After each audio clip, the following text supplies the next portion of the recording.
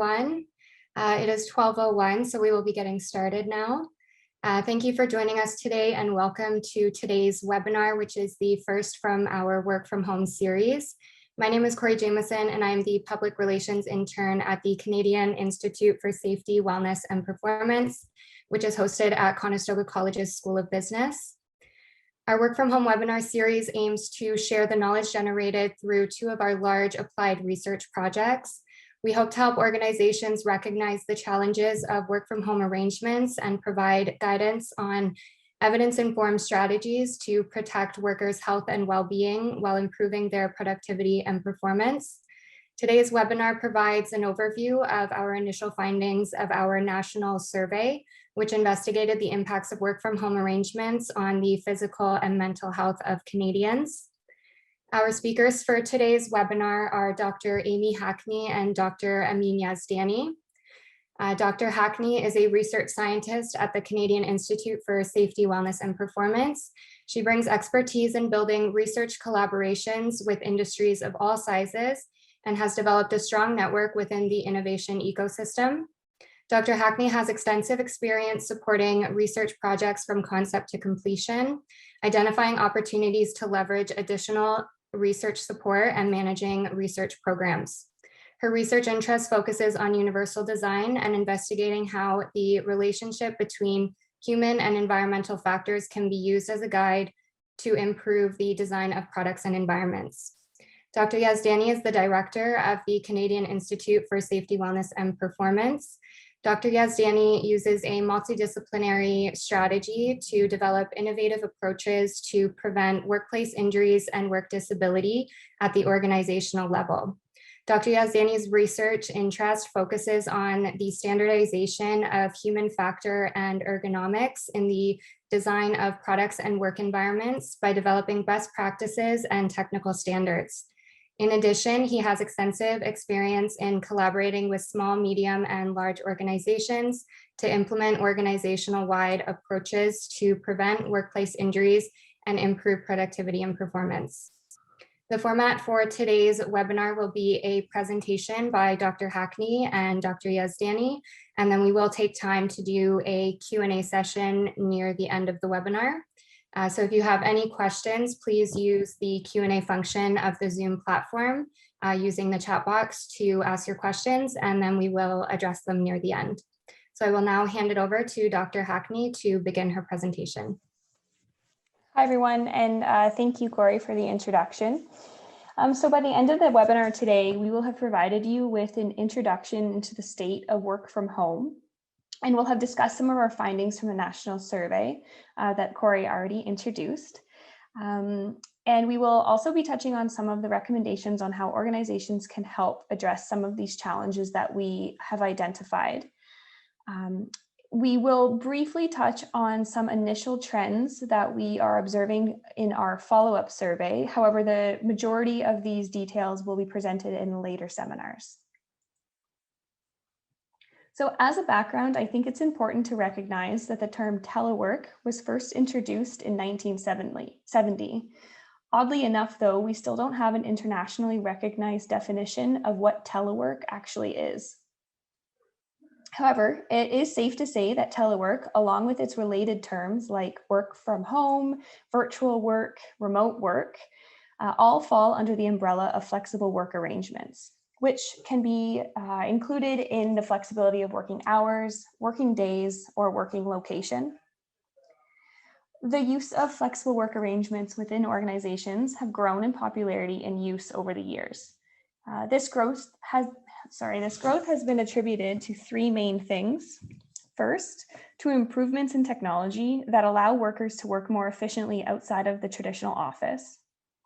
Second, as a result of a greater emphasis from organizations on the work-life balance of their employees.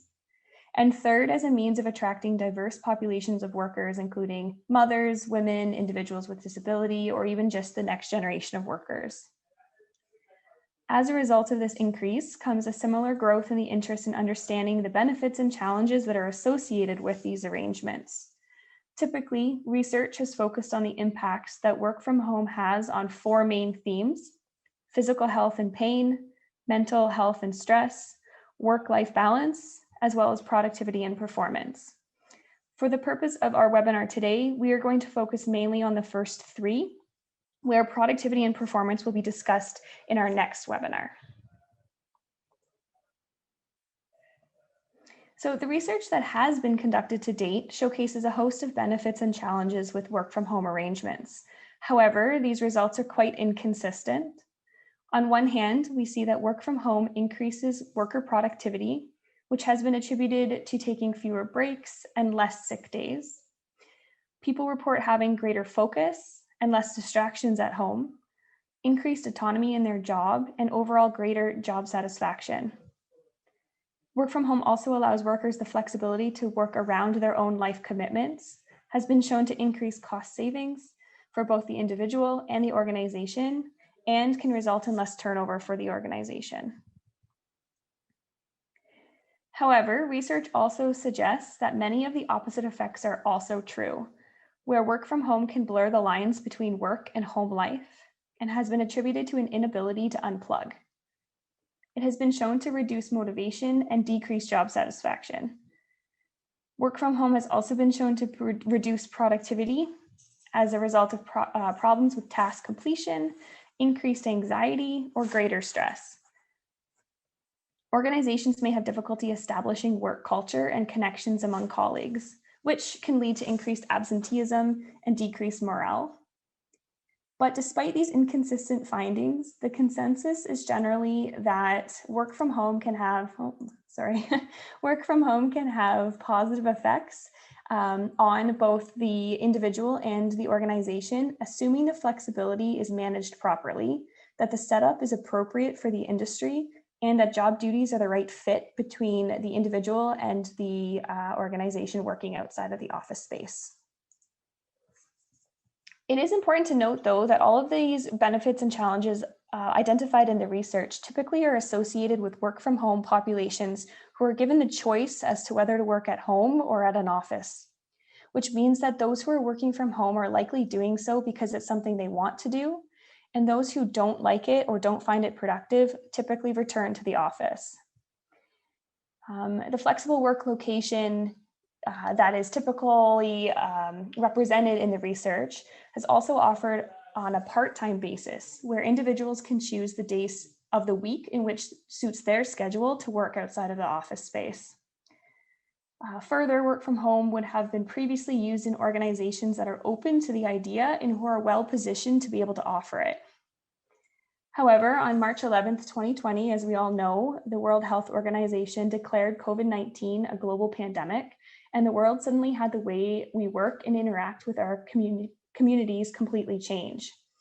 Suddenly, work from home became a mandatory requirement, regardless of whether the setup was right for the employee or the employer. Working from home occurred on a full-time basis, and entire teams and organizations became remotely located. It should not be ignored that the situation surrounding this type of work arrangement can be very different than what has been previously examined in research. And there are a number of compounding factors outside of simply working from home to be considered when influencing the benefits and challenges that we're seeing today. So to put some numbers into perspective about how the work from home situation has changed as a result of COVID-19, in Canada, only 4% of the workforce was in a work from home arrangement in 2016. However, during the peak of COVID-19, that number rose to 40%. Similar trends are observed globally. In the US, remote workers jumped from 17 to 44%. In Europe, that jump was 10 to 40%. And Australia saw a jump to almost 50%, although that number varies widely based on the state. So some work from home is likely to stay.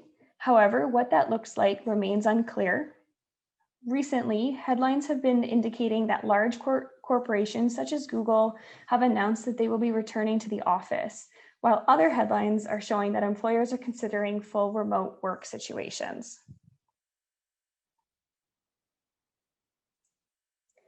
So in addition to the inconsistent news headlines, other reports have started to emerge that give a glance into what work from home might look like in our future.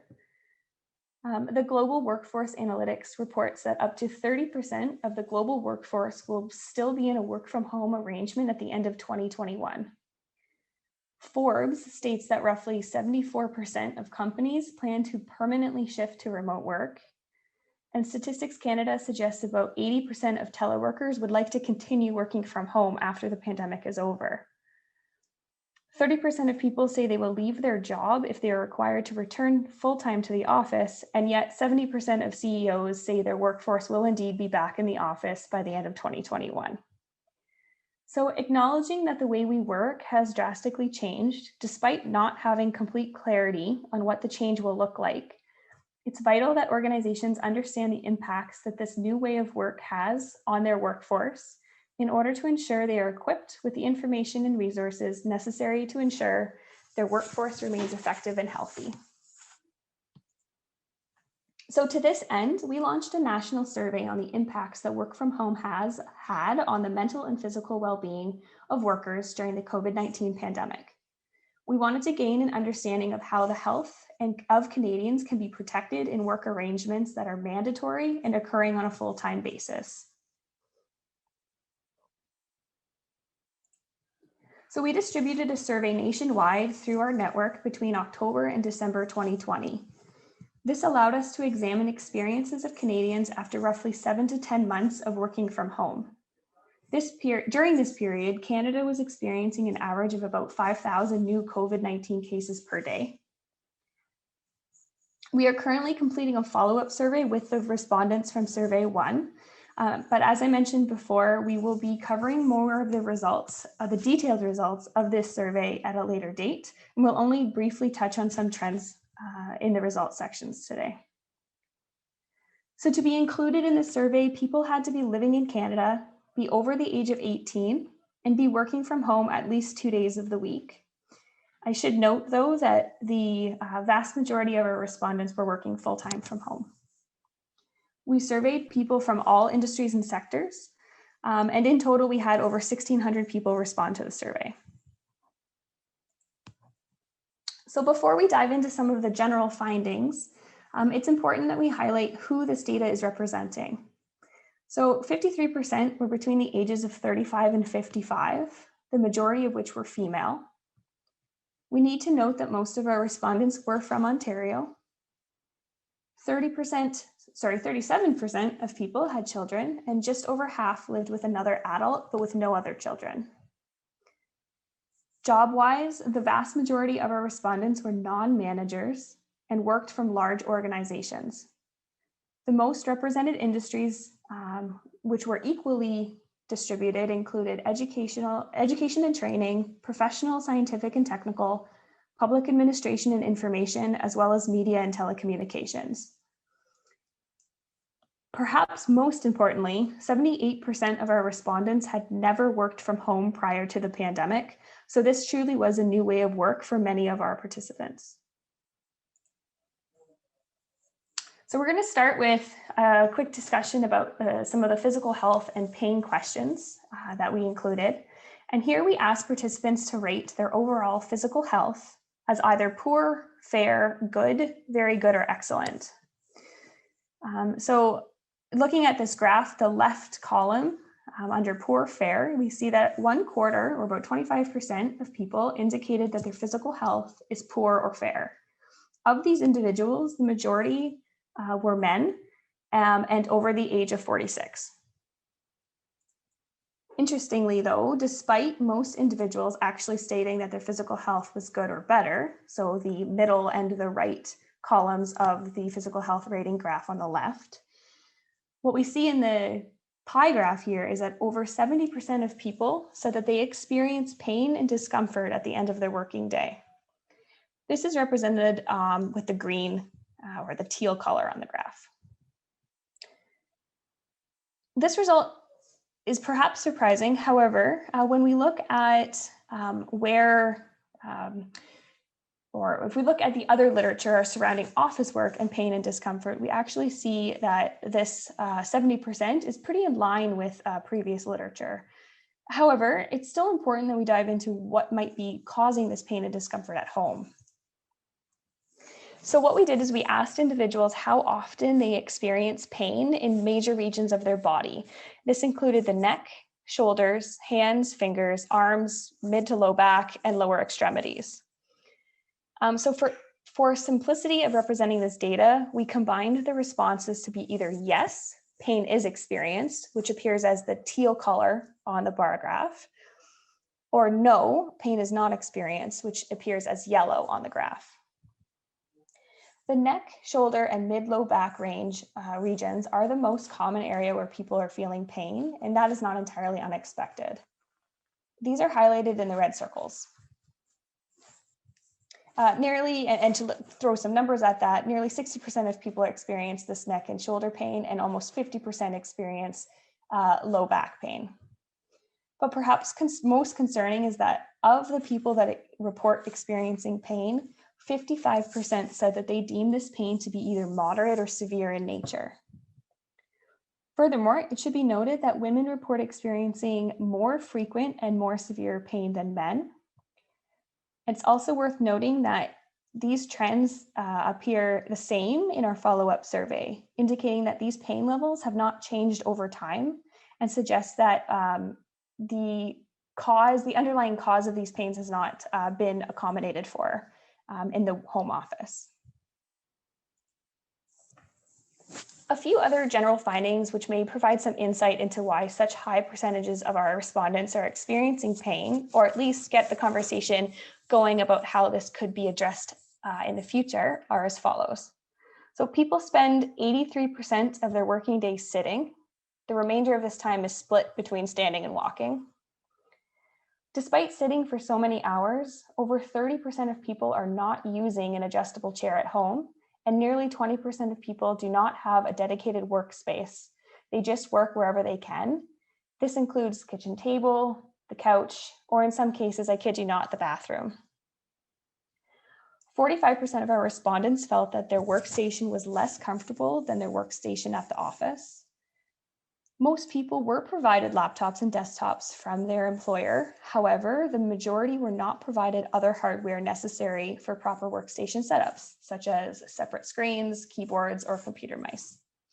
In fact, 64% of respondents said that they were not provided with a proper workstation setup by their employer. Switching gears from our physical health, we will transition to mental health and stress. So similar to physical health, we asked people to rate their mental health along the same kind of scale, which appears on the left-hand side.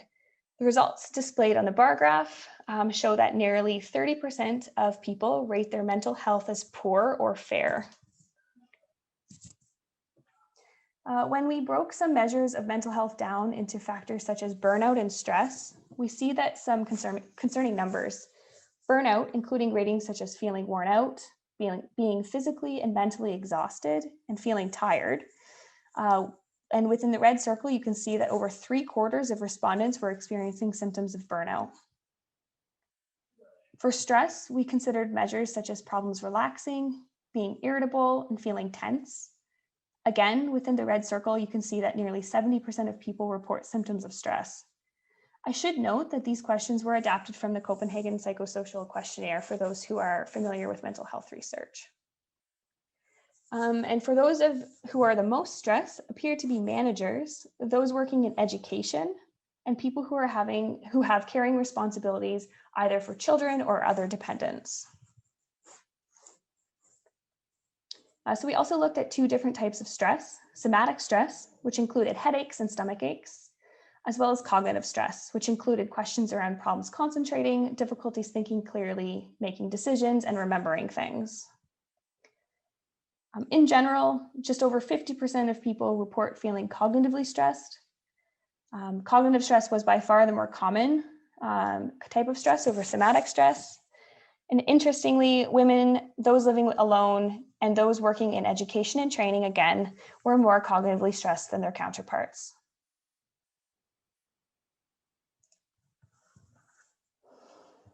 Next, we asked people to rate how often they experience the following scenarios from left to right.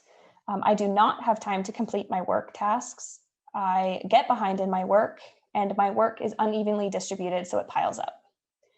Of note here is that in general, circled in red, nearly 30% of people felt that they sometimes, often or always, could not keep on top of their work as a result of this was a result that was common across all three types of questions. A few important considerations before we move on from mental health and stress. We wanted to get a sense of whether these symptoms of stress and burnout were worse now compared to prior to the pandemic, or whether things have stayed relatively the same for the participants. And what we saw was that 40% of people feel more tired or exhausted now at the end of their working day than they did prior to the pandemic. 31% of individuals reported that trying to be productive during the working hours were more stressful while working from home, and 34% of people felt that being stressed about their work now they were more stressed now than they were prior to the pandemic. These results speak to the added challenges that a public health crisis and a mandatory work from home order may have on your workers. It's also worth noting that trends from our follow-up survey have shown no change in stress and burnout, and that people are feeling just as burnt out as they did over a year and a half ago when work from home first started. So this is our last theme, which is work-life balance. We focused on work-life balance and life-work balance, trying to differentiate between the two. So over a number of questions, we asked people to indicate whether they agreed or disagreed with specific statements. So from left to right on your screen, we introduced the following statements. Work interferes with home life. Home life interferes with work responsibilities. Things at home do not get done because of work demands. Or things at work don't get done because of family or partner demands. And interestingly, more people agreed with the statements that work somehow interfered with home rather than home interfering with work. It is possible then that people were putting responsibilities of their home life aside in order to deal with their stresses and demands of their job. Although it's also worth noting that more than half of the respondents didn't agree with any of these statements and felt that their work and life responsibilities did not actually interfere with one another. To investigate these results a little bit more, we asked people to judge whether their work-life conflict now had any difference compared to prior to the pandemic. About 1/4 of people felt that this conflict was more than before, and about 45% said it was the same. Interestingly, managers and individuals with caring responsibilities, such as those with children or other dependents, had greater conflicts than their counterparts. And when considering those with children, we must also factor in that nearly 50% of people who had more than 2 children at home during working hours, and 58% of those were balancing work obligations with their children attending virtual classes 5 days a week. A few other general findings around work from home that may provide some insight. Nearly 40% of people felt that their work is not being recognized or appreciated by their managers, and nearly 30% of people felt that they are not being kept informed about the work decisions and changes to their work. Additionally, 43% of people report feeling less connected or less of a community with their colleagues. These results suggest that communication may be playing a role here. So I recognize that was a lot of information quite quickly to take in. So I wanted to provide 6 key takeaways that I believe are most important from what I've just presented as we move forward into the recommendation section and question and answer of this webinar. So in general, I think what you should take home from this is that Canadians are in pain. We are spending too many hours sitting and are working in an uncomfortable environment. Many workers are not receiving proper workstation setup training from their employers. Workers feel burnt out and stressed, particularly women and for those working in education. Work-life balance is particularly challenging for managers and those with children. And nearly half of people don't feel the same level of community that they had with their colleagues prior to the pandemic. However, of note is despite all of these concerns, 71% of our participants stated that even after the threat of the pandemic is over, they would like to continue working from home at least 3 days a week or more. And with that, I would like to pass over the discussion to Dr. Yazani so he can lead some discussion about recommendations and the question and answer period.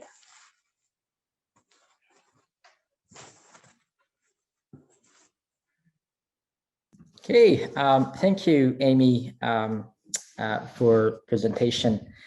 I just want to emphasize that this is an ongoing project, and we've not completed the analysis for the follow-up survey as it's still underway, and we'll discuss the results of both initial and the follow-up survey in our future webinars into understanding about the differences that was seen in the data from the initial to the follow-up survey.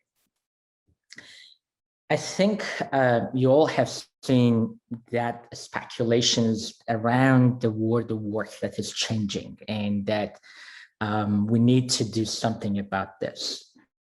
What does this really mean? What is changing? I would actually correct this by suggesting that the world of work has been changing in the past many years by the rise of technologies and a lot of flexibilities that is out there by many of the organizations in technology sector.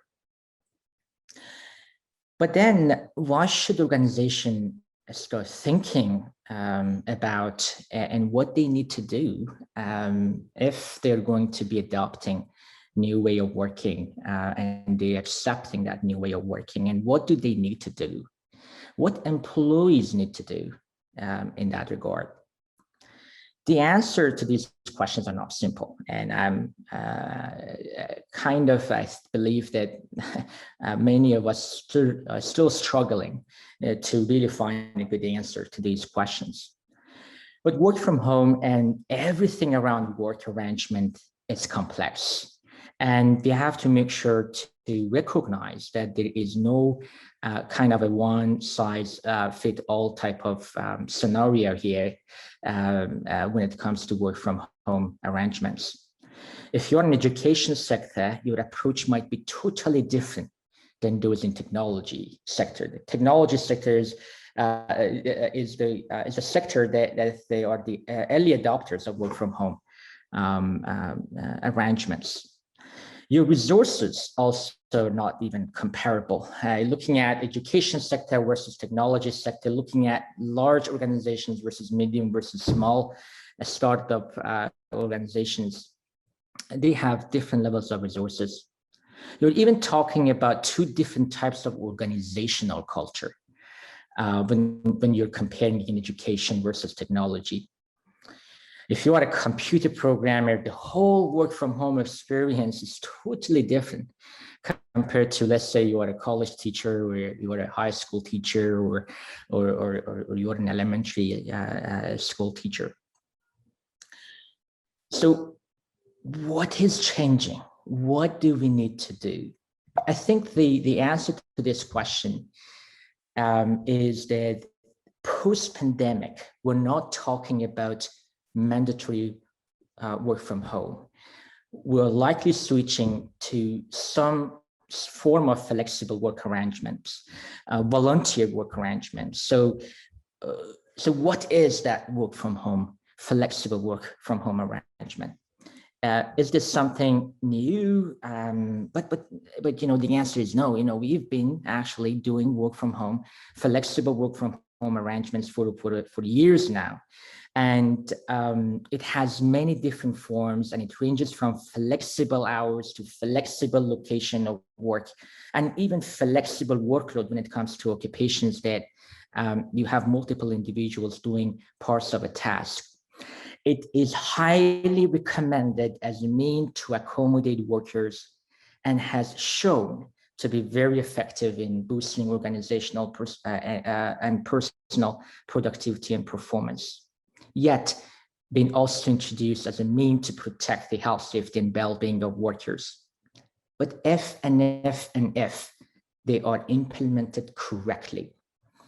I worked with a colleague a few years ago that we were looking at how we can actually provide some sort of guidance around flexible work arrangements for people that provide unpaid care to their care recipients, so that to the ones that they are dependent on us and supporting them, and what organizations really need to do to support those individuals. So it's a concept and it's a term that is familiar. It is familiar to all of us. For flexible work arrangements, you're often utilizing worker-centric approach and try to accommodate workers on an individual basis, while you have that systematic approach in place to make sure that you have some organizational support as well. Something that, since they are allowing work from home or other flexible work arrangement, typically, that arrangement takes care of everything, and they do not need to worry about the health and well-being of the work from home population. In fact, you have to think about the whole scenarios that an individual, even on voluntary work from home, might go through to be able to work, to be able to function, to be able to stay safe and healthy throughout the process. So one of the things that is important is about changing our views about office and stop using the term office, trying to think about workspace rather than office, because we associate office traditionally to a traditional desk or cubicle that we have in the organization. But then we need to think about this, that this is a workspace we're talking about. Either it is within the organization or it is at home or elsewhere. You have to see, in fact, that the extension of the physical office is now the home of the people, is their cars, is where they are more comfortable now working at. So you have to see those offices, those workspaces in the home of people as an add-on, that you still have responsibilities to ensure safe and protects workers. Think about psychosocial aspect of work from home as you care about the psychosocial aspect of work if your workers were actually working from their traditional offices within the physical perimeter of your organization. So you have to rethink about the whole concept of office work versus workspaces, and that the things that they were traditionally a part of the health and safety perimeter of organization now extend that to the home of the people, and you have responsibilities to ensure that they actually have the things that they need to stay safe and productive. But what is workspace? And actually, there's a definition, and a comprehensive definition of workspace. Is any location where a person work is performed, including traditional office, non-traditional office, such as home offices, vehicle and temporary location, as well as the furniture, accessories, equipment, environmental condition, and psychosocial workplace factors within these locations that you need to think about as part of those workspaces.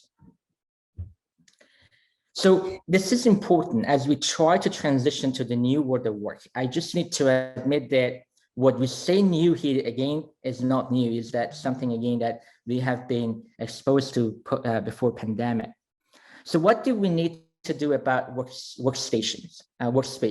What kind of support our work from home population need? Do we need to invest millions of dollars? Do we need to create lots of resources?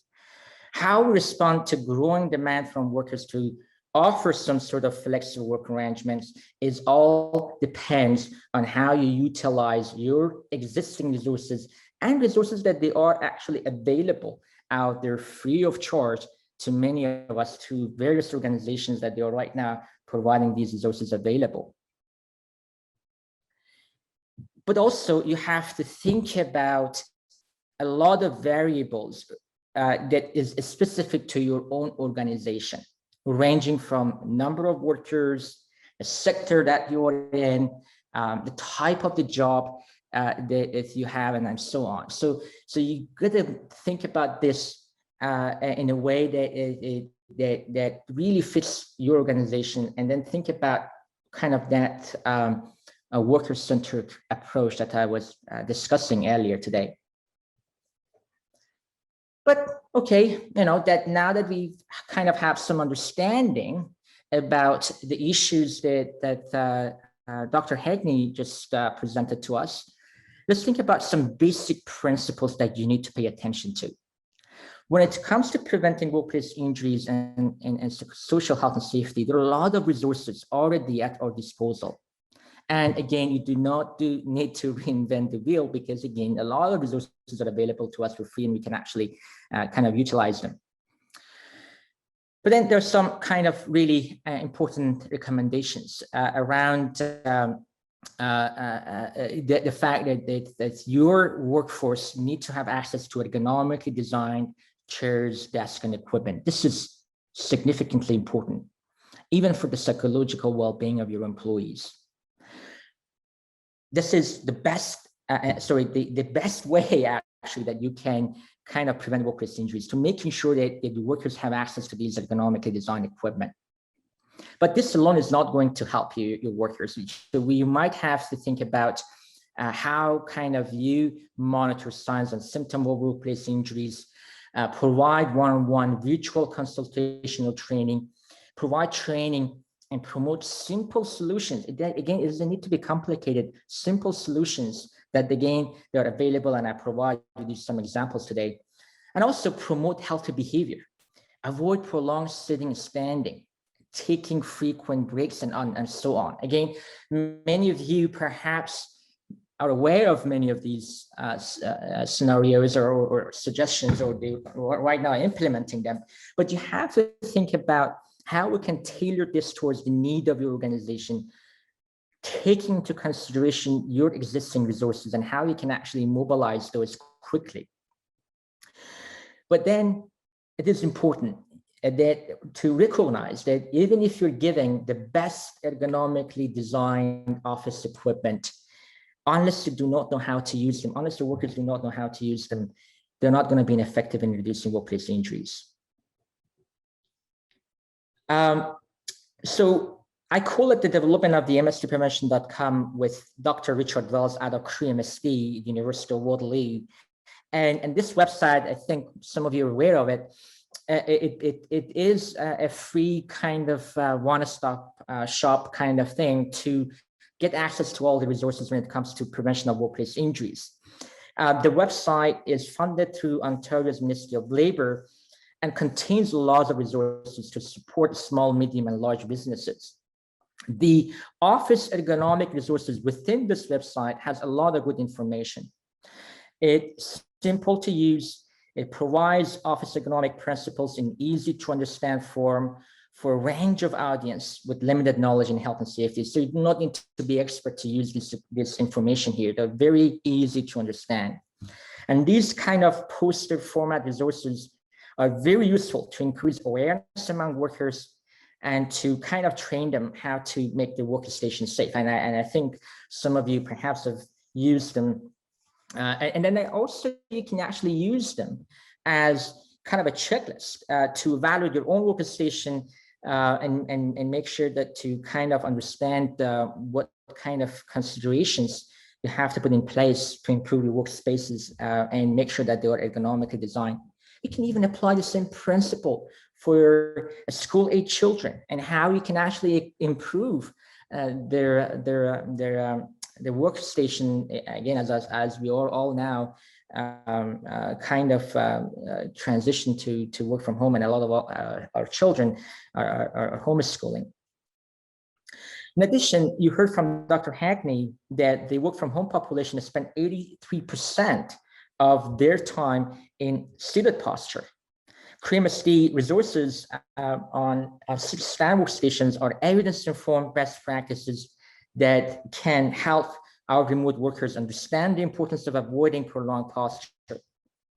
The resources here provide necessary training on evidence-informed recommendations about even the ratio between sitting in a standing posture, best practices in building kind of these healthy behavior and so on. But that's not the only one. Again, there are a lot of resources out there, workplace safety and prevention services, occupational health clinics for Ontario workers. They all have a lot of good graphical resources that we can all use, avoiding burden on employers to kind of go and reinvent the wheel. They can actually use these free resources and try to communicate those effectively across their workforce. Again, this was just a snapshot of what organizations can do to improve, to kind of prevent workplace injuries among their workforce. But then there are also a lot of, when it comes to mental health, personal strategies and organizational strategies that are available to add a psychological health and safety in the workplace that I'm kind of trying to touch on today, given that we only have a few minutes left.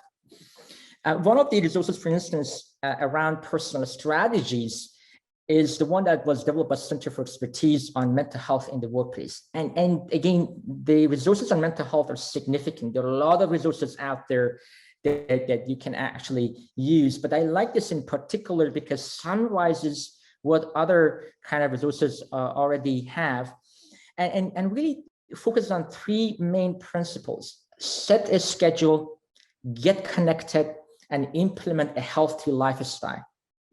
Part of that set the schedule, you're looking at factors such as even getting ready to work, taking shower, get dressed, eat breakfast, and keep the same routine as when kind of heading to that traditional office that we were all used to go before the pandemic. Even kind of create a scenario or create an environment that you kind of commute to work and have a dedicated workspace that minimizes that distraction and help reduce the blurring of lines between your work and home life. Schedule your time, set regular working hours. Sometimes I myself work from 8 a.m. to 6 p.m., not even recognizing that it's 6 p.m. So it is important that if you kind of create that regular work hours, including breaks and self-care practices between different tasks, checking regularly with your manager and colleagues, those are very, very important. And also respect your limit. Resist the temptation to keep working beyond your established work hours and so on. So those are kind of stuff that you can actually do when it comes to setting up your schedule. Getting connected is really also important. Texting your work buddy, take a virtual coffee break, meet by the water cooler. It's kind of set up a channel and a social network to kind of have some informal kind of conversation with your colleagues. And also even help colleagues with disabilities and offer assistance, like for instance, such as taking notes during virtual meetings and so on, to kind of you feel that sense of community and then connect to your colleagues. And most importantly, implement a healthy lifestyle, get sufficient sleep, eat healthy, ensure proper balanced nutrition, and also exercise regularly. Gyms are closed, but then again, how can you do kind of some kind of exercise at home? Go outside for a walk. So those are personal strategies. They're as important as what your employers would do. Last but not least, we're talking about organizational strategies. I get too excited when I talk about those organizational strategies because these are very important stuff that employers can do to kind of minimize the psychological burden on their workforce. Wellness check is proven to be an effective strategy to support our workforce, to support work from home population in making sure that they are doing well. And that could be as easy as a call, as a text, or having a 15 minutes check-in every week and see how your team is doing, how your workers are doing. Frequent and effective communication. There are a lot of information out there what is that you can actually communicate to workers that matters to them, and that will really help them to kind of stay safe and stay healthy. Demonstrate desire to address employee concern, allow a schedule flexibility, accommodate those with caring responsibilities. It's very significant, very important. And role model good stress management, empathy, and psychological support.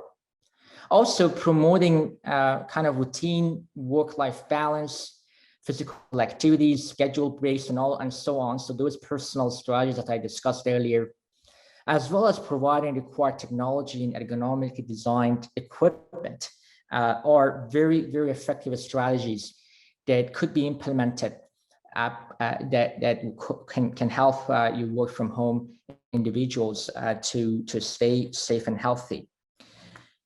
Again, you do not need to reinvent the wheel. You can really enhance and improve your current practices by kind of adding pieces that could support your work from home strategy. And also really think about that transition. If you're really looking into moving towards more work from home arrangements, flexible arrangements, kind of bring union representatives, worker representatives, and workers on board, and hear them and look at the needs and see how it can actually address the needs. But again, as I said, a lot of training resources are already available through various means that you can actually use.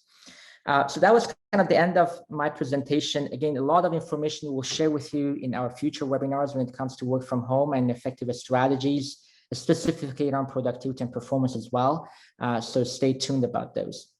I now hand it over to Corey. Okay, thank you, Dr. Hackney and Dr. Yazdiani, for a great presentation. And thank you to those of you who submitted a question for the speaker. If you do have a question you'd still like to ask, once again, just use the Q&A function and we will be answering those in just one moment.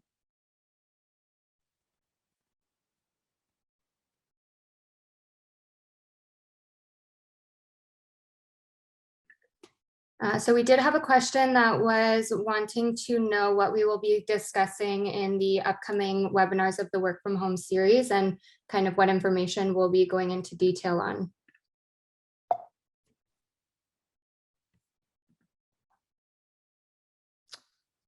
Yeah, I can kind of touch on that, and then maybe Amy can jump in here too. I think we're going to have a series of webinars that will be looking at the personal and organizational productivity and performance. That is perhaps to share the results of our knowledge synthesis project, looking at the existing literature on voluntary versus mandatory work from home and the impact that it has on organizational and personal productivity and performance. We also be looking at, in future webinars in September, October, and November, looking into specific kind of data that we are going to be analyzing using the initial and the follow-up survey, and understanding more about the trends on workplace injuries and even mental health and work-life balance as people transition through the pandemic and work from home experience. Yeah, thanks for that. I mean, I think that in general, you've covered everything. The only things maybe I would add about the productivity and performance presentation coming up, or the webinar coming up, we will also, in addition to talking about what the literature is saying about organizational productivity and performance, as well as personal, we will also differentiate between studies that have looked at COVID-19 specific, and that's really showing, it's very telling there, you know, the impacts that COVID-19 has had on productivity and performance in the workplace. So that we'll dive into, that webinar will dive into that information a little bit more. And then with respect to the next three, physical health, employee mental health, and work-life balance, we have a lot of data, especially with the follow-up survey coming, and the information that we presented today was very broad. It was grouped across all of the participants. But one of the things we hope to be able to discuss with you in the coming series will be around, who really are those participants that are struggling or those that are doing better, and how is it all linked? What is the relationship between, feeling that job satisfaction is really high and burnout, and vice versa. So we're hoping to dive into a little bit more of those details in those coming seminars, as well as broader discussions about the topics in general. Okay, awesome. And we do have a few more questions to touch on. Someone mentioned the fact that 71% of people want to continue working from home. The majority of the week suggests that working from home is preferred. However, this does conflict with the amount of stress that was reported in our survey findings. So how much of that stress do you believe was due to pandemic stressors, possibly like the fear of getting sick, rather than the stress of working from home itself? That's a great question. So initially, I would certainly, without diving into statistics and the data, I would initially have said that the stressors of the pandemic are definitely weighing in on that stress. However, some of the work that we're doing with respect to this productivity and performance research that's underway is also indicating that although people are stressed about working from home, they still like it. They're still choosing to do that, or they still would prefer it. So I think that with COVID-19, we are seeing some compounding factors that are going to be playing a role in how people are dealing with their stress. However, at the moment, I'm not entirely able to answer that question. I do expect that in time, when we get to the mental health and stress webinar specifically, we will be able to provide a little bit more insight into what types of stressors might be playing a role here. I would also like to add that we're not the only researchers obviously doing work from home studies right now, and this 70% or this 80% of people wanting to work from home is something that a lot of groups have found. It is not something that's standing out, and so it's certainly something that has been flagged to us, and we are underway trying to figure out why that is. Just want to add to this as well that one of the important realization that I think we're having is that really work from home, despite these challenges that individuals face, really is convenient. You are not commuting. You are, just in your pajamas, kind of getting online and trying to get the work done. And that kind of convenience for those specifically for those that they had to commute to work, kind of creates that kind of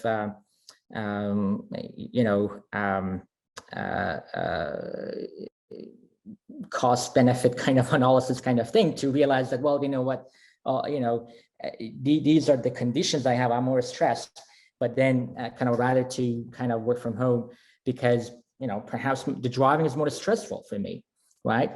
And also another fact is that many of these conditions are chronic conditions, including the low back pain and neck pain and shoulder pain, and also the mental health stuff that could potentially worsen over the time, and that you may be having some early symptoms of it, but that may not kind of result in significant problem until kind of you start kind of getting into that prolonged aspect of it, and then it become chronic. And again, these are the observations that we had from our survey, which kind of indicates that the work from home population, they're really interested in to keep working from home. And I'm not quite sure about the follow-up survey if that has changed. But when we get that data, it would be nice to look into what has changed and if they still would like to work from home. Okay, perfect. And we do just have about 5 minutes left. Did we have time for one more question? Sure. Yeah. So we did have someone mention that it seems that people want to work from home despite all of the challenges. And wondering if we've seen any trends of the reason for this. They specifically mentioned the possibility of financial savings, not having to commute. Have we maybe seen any trends for that being the reason or any other reasons specifically? So in our first survey, where most of these results are brought from, we didn't specify too many questions surrounding why people may or may not have chosen to wanting to stay working from home. However, our follow-up survey did include these questions. So after somebody indicated what their preference was going forward, we asked them to clarify some of the main reasons for their response. Unfortunately, we don't quite have that data yet, so stay tuned.